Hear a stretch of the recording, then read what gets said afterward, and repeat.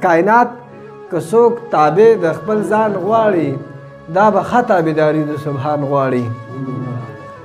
او سوچ سر دی سالم اسلام آباد اجمله سوچ سر دی سالم اسلام آباد پښتانه دي د سرونو امان غواړي. او شکر ستا د دعاګانو چت دی یاره، شکر ستا د دعاګانو چت دی یاره، ځمکه بیا ګورې د کاڼو باران غواړي. شکر ستا د دعاګانو چت دی یاره، ځمکه بیا ګورې د کاڼو باران غواړي.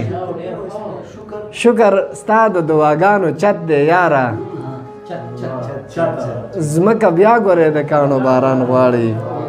د بابا جواب آسان دی خو جانانه، د بابا جواب آسان دی خو جانانه، په جرګه کې څو خلور مشران غواړي. د بابا جواب آسان دی خو جانانه، په جرګه کې څو خلور مشران غواړي.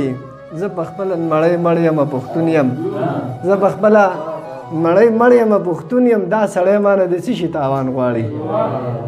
زه په خپله مړی مړ یم پښتون یم، دا سړی مانه د څه شي تاوان غواړي.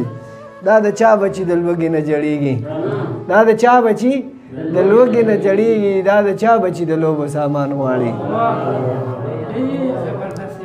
مننه. دا د چا بچي د لوږې نه جړېږي، دا د چا بچي د لوبو سامان غواړي. زړونه ډېر د خریدار ستا د ښایست خو، زړونه ډېر د خریدار ستا د ښایست خو، کېښودل به د نظر په دکان غواړي.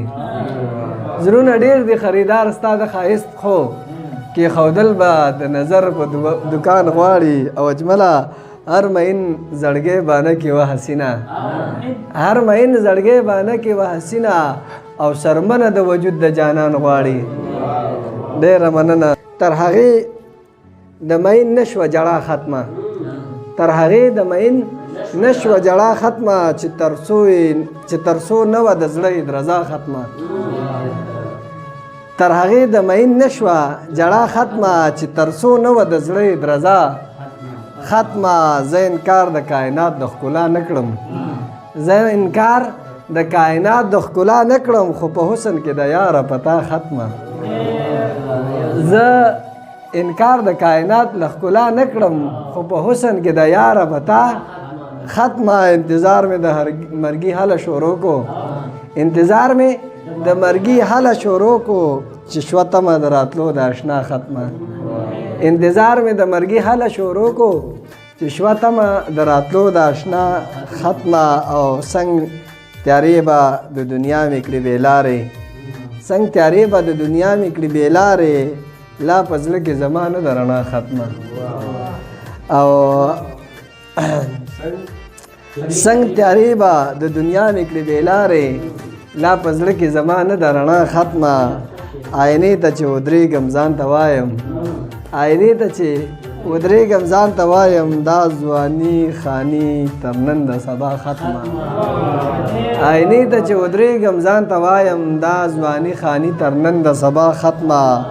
څه کمی دی د حسین په ژوندانه کې، څه کمی دی د حسین په ژوندانه کې، خو که ته یې ورسره کړې جفا ختمه. کمی دی د حسین په ژوندانه کې، خو که ته یې ورسره کړې جفا ختمه.